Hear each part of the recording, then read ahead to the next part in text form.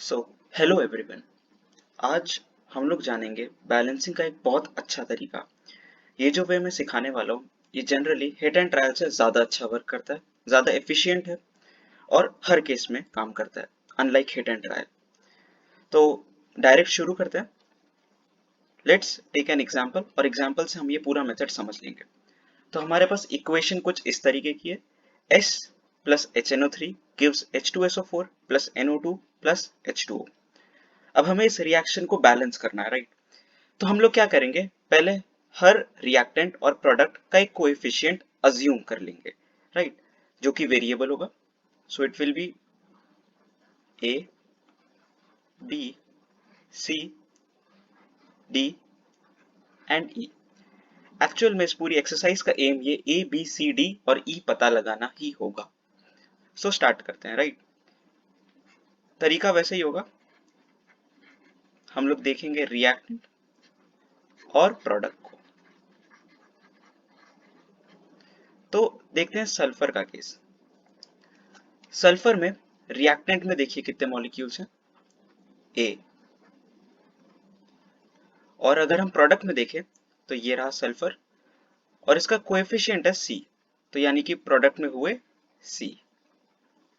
इनको हम एंटिटीज भी कह सकते हैं, सी एंटिटीज। अब हम देखते हैं नाइट्रोजन। नाइट्रोजन रिएक्टेंट केस में यहां है, इसका कोएफिशिएंट है बी। तो रिएक्टेंट में हम लिखेंगे बी। और प्रोडक्ट में नाइट्रोजन हमें यहां मिलता है जिसका कोएफिशिएंट है D. Third will be hydrogen. Hydrogen यहां पे है, इसका कोएफिशिएंट है बी। प्रोडक्ट में ये कई जगह है, तो हम देखिए कैसे देखेंगे। सबसे पहले यहाँ H2 है C टाइम्स, तो लॉजिकली H होगा 2 टाइम्स ऑफ C प्लस यहाँ पे भी H2 है E टाइम्स, राइट? तो हमारे पास कितने H हो गए, 2E, राइट? तो फाइनली अब हम बढ़ते हैं ऑक्सीजन की तरफ। ऑक्सीजन हमारे पास है 3 और यहाँ पे है B, तो 3B टाइम्स। और प्रोडक्ट में हमारे पास ऑक्सीजन है यहाँ, तो यहाँ पे 4 और यहाँ पे C will give you 4C plus ये वाले ऑक्सीजन को ध्यान से देखिए, इसका 2 एंड डी 2D प्लस ये ऑक्सीजन E टाइम्स आ रहा है, तो E। तो अब हमारा इनिशियल काम हो चुका है। आई होप आप लोगों को यहां तक जरूर समझ में आ गया होगा कि कैसे करना है।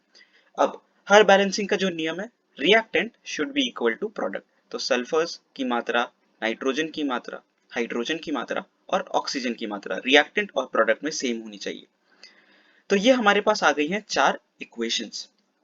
ओके, अब हमें इन इक्वेशंस को सॉल्व करना है। कैसे, आइए देखते हैं। तो पहले मैं क्या करता हूँ, इन 4 इक्वेशंस को लिख लेता हूँ।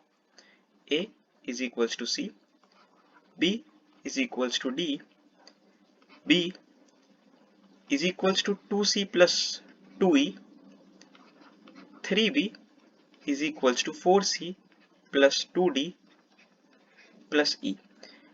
तो हमारा सबसे पहला जो स्टेप होता है, ठीक है, हमारा सबसे पहला स्टेप होता है अज्यूमिंग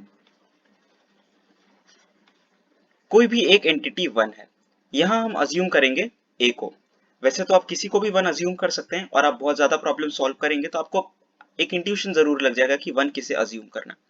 तो हमने सबसे पहले क्या किया, A is equals to 1। Hence आप यहां से देख सकते हैं कि C हमारे पास क्या आ गया, 1, राइट? नाउ हमारे पास कुछ इक्वेशन है, B is equals to D, B is equals to 2 into C। अब C हमारे पास 1 है तो हम इसको 1 लिख देंगे प्लस 2E। तो ये हो जाएगा B is equals to 2 plus 2E।